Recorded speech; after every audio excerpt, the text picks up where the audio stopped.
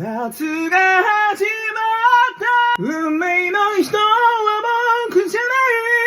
パワフルな高音で歌いたい、でもうまくいかない、そんな人多いと思います。皆さんが共感してくれそうな5つの歌の悩みを紹介します。それぞれの悩みに対してナロップがどんな風に役立つのか、実演も交えながら解説していきます。ぜひ最後までご覧ください。ナロップっていうのは簡単に言うと、声の通り道、声道を基本的には大きく広く取りながら、ある一点だけを狭くするっていう操作です。皆さん、千と千尋に出てくるカエルの真似できますか？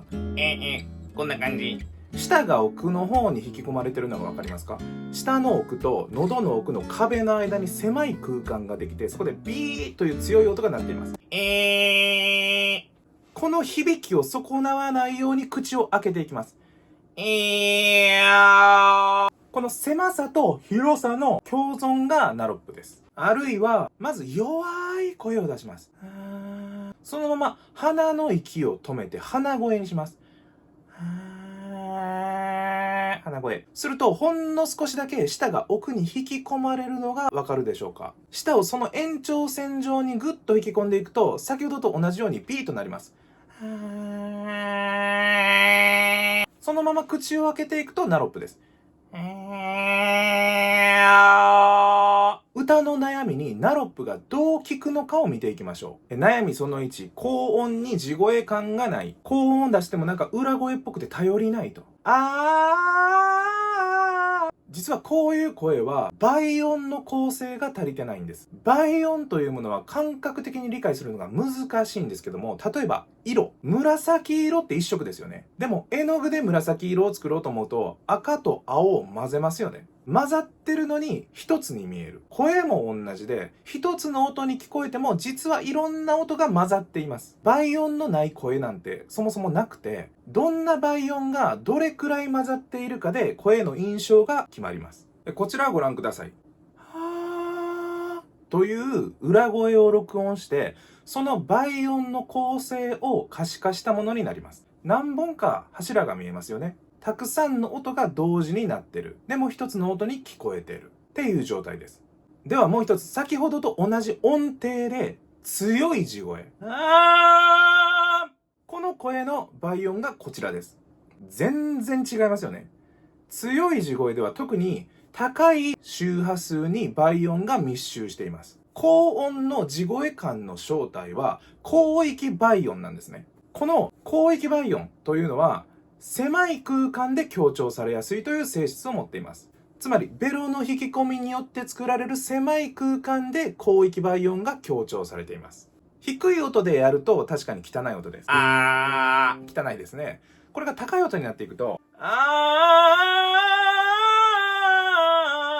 こんな風にパワフルな地声を演出してくれます。ナロップを練習することで高音が裏声っぽくなってしまうという悩みは解決できるはずです。悩みその2、高音がキンキンして苦しそう。高音は出るんだけどなんかキンキンして聞き苦しい。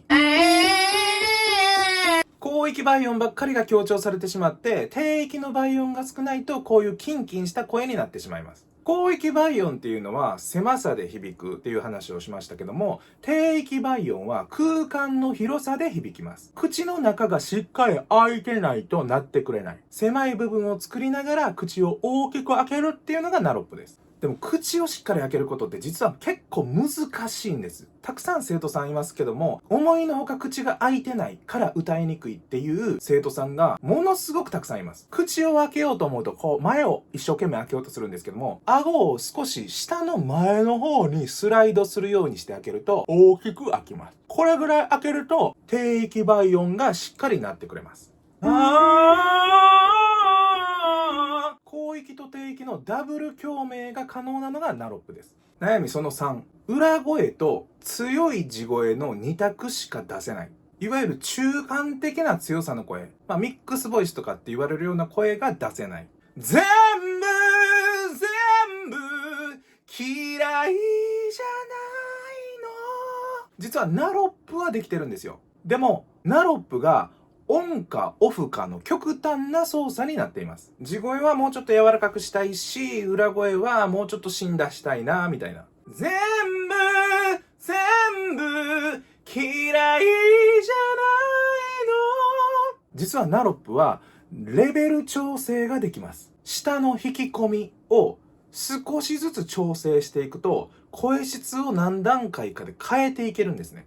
ナロップレベル0、いわゆるナロップしない、ベロを全く引き込んでない状態、ファルセットって言われるような裏声の質感になります。ナロップレベル1、鼻の息を止めると少しだけベロが引き込まれてヘッドボイスって言われるような声になりますね。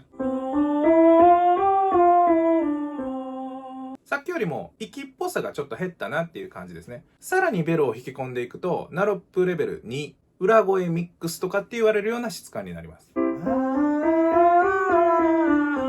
さらにベロを引き込んでナロップレベル3、地声ミックスとかいうやつですね。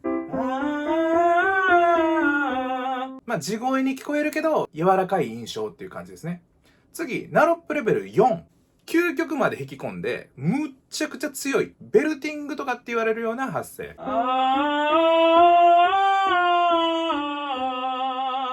めっちゃでかいです。ミックスボイスの正体はナロップの微調整なんです。でも弱めのナロップって実はちょっと難しいんです。なぜ難しいのかっていうのも、これも後で詳しく解説します。悩みその4、歌に抑揚がなくて棒読みみたいに聞こえちゃう。実はこれ感情表現が足りないっていうよりも声質の変化が少ないっていうのが原因なんですね。少し伸びた前髪を君に今、ずっと同じ声質で歌うと、たとえ音程とかリズムが合ってても単調に聞こえてしまいます。これもナロップで解決します。一つ前の悩みと同じで、ナロップレベルを調整することで声のキャラクターを少しずつ変化させることができます。例えば音程が低い A メロとかはナロップレベルを弱めておく。少し伸びた前髪を。で、B メロでちょっと盛り上がってきたら少しナロップ強めていく。言い出せずにいた想いを。で、サビで高いところが出てくるとナロップレベルをさらに強めてみる。君に今。音量で抑揚をつけるっていう風に考えがちですけども、ナロップで声の音色を変えていくっていう風に考えてみてください。ナロップは歌の表現力にも大きく関わっていることがわかると思います。悩みその5、高音で急に声が裏返ってしまう。これは呼気圧というものが声帯にかかりすぎて、声帯が耐えきれなくなって破綻してしまっているっていう状態です。ここで改めて呼気量と呼気圧の違いを理解しましょう。呼気量は口から出る息の量です。呼気量が多い。呼気量が少ない。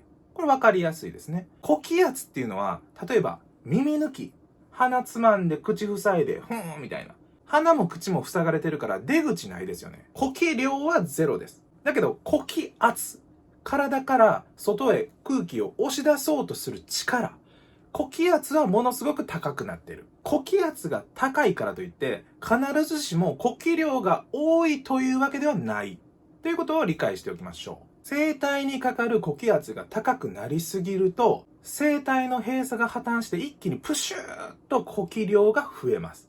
これが裏声へのひっくり返り、いわゆるフリップっていうやつですね。ここでもナロップが役立ちます。ナロップの狭いところがあるおかげで空気が出ていきにくくなります。つまり声帯が安定して振動することができる。安定して発生することができるってことです。もちろんナロップをしてても過剰に呼気圧を上げすぎてしまうとフリップしてしまいます。悩み3のところで弱めのナロップが逆に難しいっていう話をしましたけども、ナロップが弱いと空気の抵抗も弱い。つまり自分でちゃんと呼気圧を上げすぎないように調整しないとフリップしてしまう。強い呼気圧で歌う癖がついてる人は弱いナロップが苦手です。つまり柔らかい地声が苦手ってこと。弱い呼気圧から少しずつナロップしていく練習をしてみてください。ちなみに息をたくさんガボーッと吸いすぎるとそれだけで呼気圧が上がってしまうんですね。吸いすぎにも注意してください。ちゃんとナロップしてるのに声が強くならないよっていう場合は逆に呼気圧が弱すぎるっていう可能性もあります。ナロップにゆっくり息を当てていくように微調整してみてください。それでは実際に小気圧弱めの声から徐々にナロップで声を強くしていくっていう練習をしてみましょう。まずこの音。めちゃくちゃちっちゃい声からスタートしてベロを引き込みながら口は大きく開けます。小気圧を過剰に上げなくても声が勝手に強くなっていってくれるなっていうのがわかると思います。同じ要領で徐々にナロップしていきながら音程を変えていきます。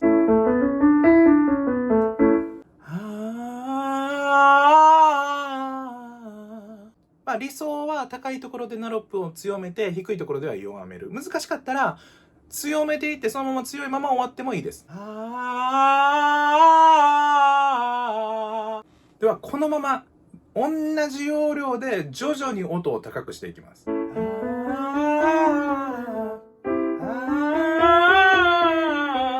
みたいな感じ。いけるところまでチャレンジしてみてください。ではいきます。ワン、ツー、せーの。柔らかく入ります。はい。せーの。あんまり吸いすぎないように。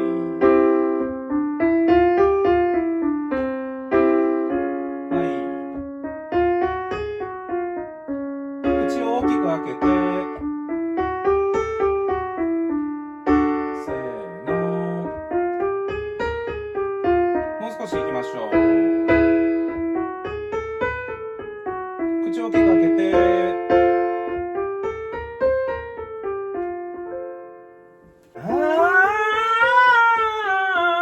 これ最後一番高いところ C5、ハイ C っていうやつですね。うまくいくと今まで出なかった高音が力まずに芯のある強い声で歌えます。この感覚をぜひ体験してほしいなと思います。今回紹介したようにナロップは倍音の設計にも空気の制御にも使える技術です。地声、裏声、ミックスボイスは全てナロップレベルの調整で歌えるようになります。実際ナロップを習得することで音域が広がって歌うことがさらに楽しくなったっていう生徒さんもたくさんいます。ぜひナロップを練習してみてください。